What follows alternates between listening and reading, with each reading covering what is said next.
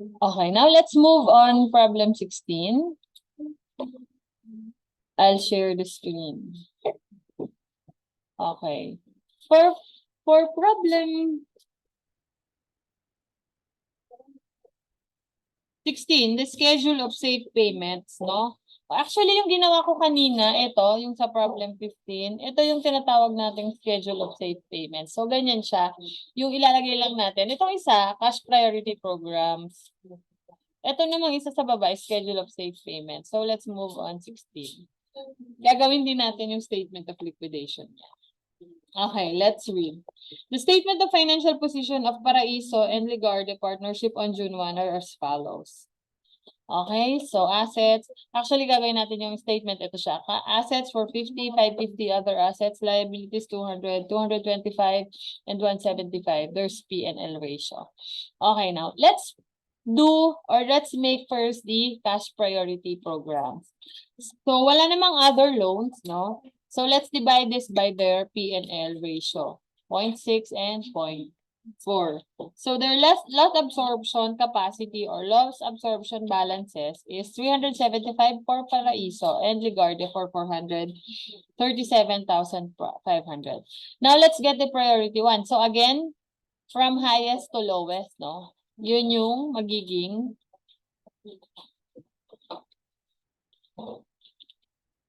okay. Now, hanggat hindi balance, sabi ko sa inyo, hindi tayo titigil. Pero since balance na sila, so we will stop there. Ang priority lang natin na number 1 is si Ligarde, si L. Tapos, pwede na silang bayaran, boss. Okay, for how much? 62,500 times 0.6. Ay, sorry. 0.4. Baliktad. Okay. So, 25,000. Okay. How much cash should Ligarde receive in June? Basahin natin, no? P&L share profit 60-40 respectively. In June, assets with book value of 220 were sold at 180. Then creditors were paid in full and 20,000 was paid to partners. So the answer here will be, how much cash should Ligarde receive in June? Actually, kahit wala pa tayong tinitingnan, tingnan ay ginagawa sa table. As long as you know your cash priority program. Sabi niya dito, priority nating bayaran si Ligarde ng 25,000. So that's only for 20,000. So the answer will ay, baliktad ko ito. Sorry, hindi kay Paraiso to dito to. So, ang babayaran natin is si Ligarde na magkano? 20,000. Diba? May excess pa nga eh. Okay, so that's it. Now, let's do it on the table. Sale of non-cash assets. For the sale of non-cash assets, binenta daw natin ng 180, yung may halaga ng 220. So, meron silang loss na 40, which will be distributed accordingly. So, 40,000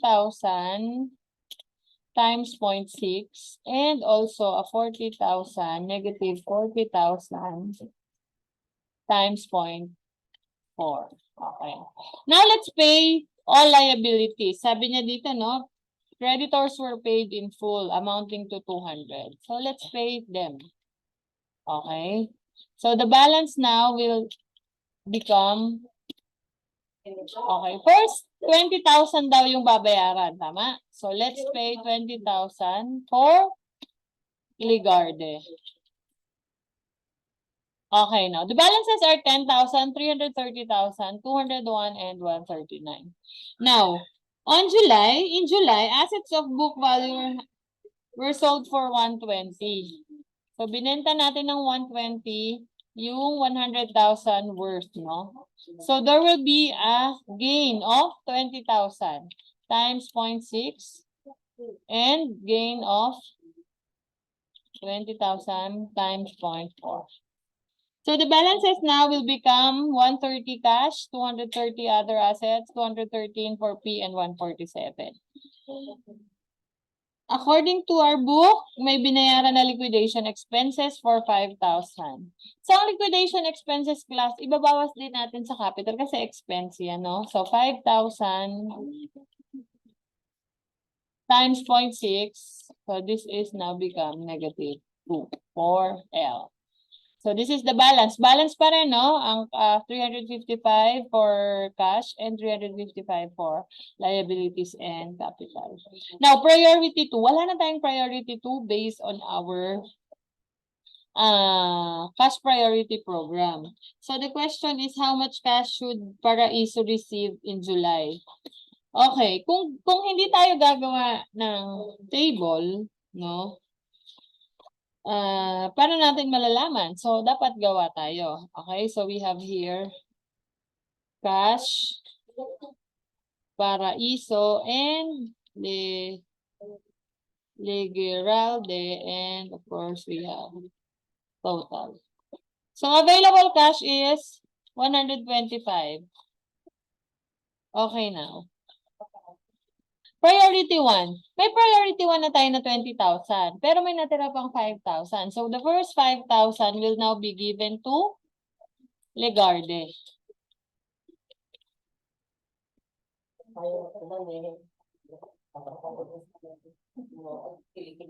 Okay. For the excess, so we divide it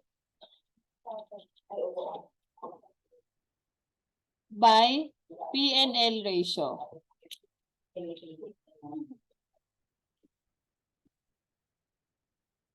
120 times 0.6, 120 times 0.4, for a total of 120. So, ganyan natin siya distribute. Okay? So, for priority 2, 120,000. And this is now 72,000.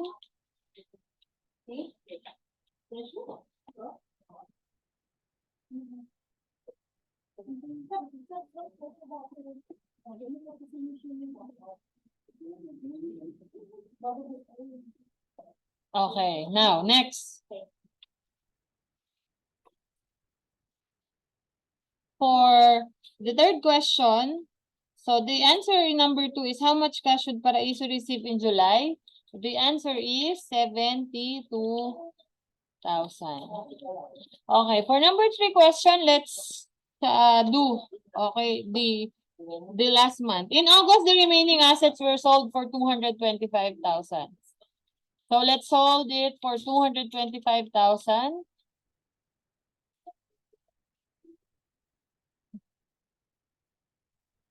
Okay, now